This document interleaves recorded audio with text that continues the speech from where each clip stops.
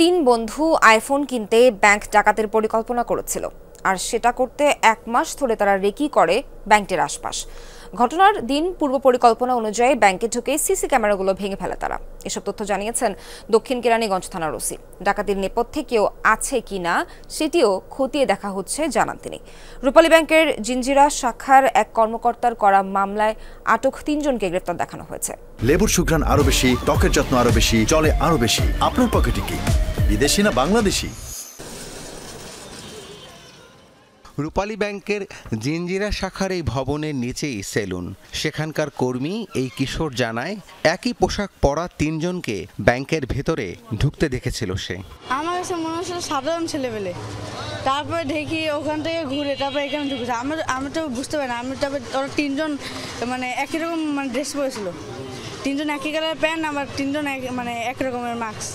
স্থানীয় ঠিকাদার বাবুল খান টাকা তুলতে ব্যাংকের ভেতরেই ছিলেন। তিনি জানালেন কি হয়েছিল তখন। আমি টাকা জমা দিছি, জমাটা নিতে পারে না, ওরা এন্ট্রি করতে পারে নাই, এর ভিতরে ঢুকে গেছে। কাউকে ওরা মারধর করে নাই। প্রথম বলছে যে কোনো আওয়াজ, কোনো অ্যালার্ম, কোনো কিছু করতে পারবেন না, যদি করেন তাই গুলি দিয়া সবাই যাজরা বানাই আনবো না। আমরা টাকা যাবে সরকারের, জান যাবে আপনাদের।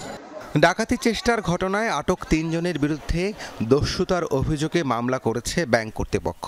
পুলিশ জানায় 3 বন্ধু আইফোন কিনতেই ব্যাংক ডাকাতির পরিকল্পনা করেছিল। এটা আনুমানিক 1 মাস পূর্ব থেকে তারা প্ল্যান করছে যে এই ধরনের একটা ঘটনা ঘটাবে। তারা বিভিন্ন জায়গায় বসেছে, এই বিষয়ে কথা বলেছে। তারা সিসি ক্যামেরার ডিভাইসটা ভেঙে ফেলেছে, বাট আমরা সেটার ভাঙা অংশটুকু পাইনি। এবং তাদের আইফোন কিনতে হবে, এই কারণে বেসিক্যালি টাকার প্রয়োজনে তারা পরিকল্পনা করে। অভিযুক্তদের মধ্যে একজনের পরিবারও বলছে ছেলে ফোন কিনে দিতে বলেছিল। আমার একটা মোবাইলের শখ, আমার একটা মোবাইল দাও। তখন আমার আব্বু বলে যে এতটুকু বাচ্চারা এখন মোবাইল দিলে বাচ্চা যদি নষ্ট হয়ে যায়, সেই জন্য আব্বু রাজি হয়। দিনে দুপুরে ব্যাংক ডাকাতি চেষ্টার ঘটনায় আতঙ্কে ব্যবসায়ী ও স্থানীয়রা। এরা 3 জন লোকে তারপরও খেলনা পিস্তল নিয়ে মনে করেন এরকম ডাকাতি করছে। এরকম নজিরবিহীন ঘটনা তো আসলে সচরাচর দেখা যায় না। ওরা 3টে পোলাবান, তোরা 22-23 জন মানুষ জাবরাইও ধরিয়া তো বুড়াই ভর্তি, তার গুল্লি করতে পারতো না। আমার বয়স, আমি জীবনে দেখি না ভেবেছি নেই রূপালী ব্যাংকে ডাকাইতে হয়, এই প্রথম দেখছি ডাকাইতে হইতে। 16 বছর বয়স তো ডাকাতি হওয়ার কথা না, স্কুল লেখাপড়া কলেজে।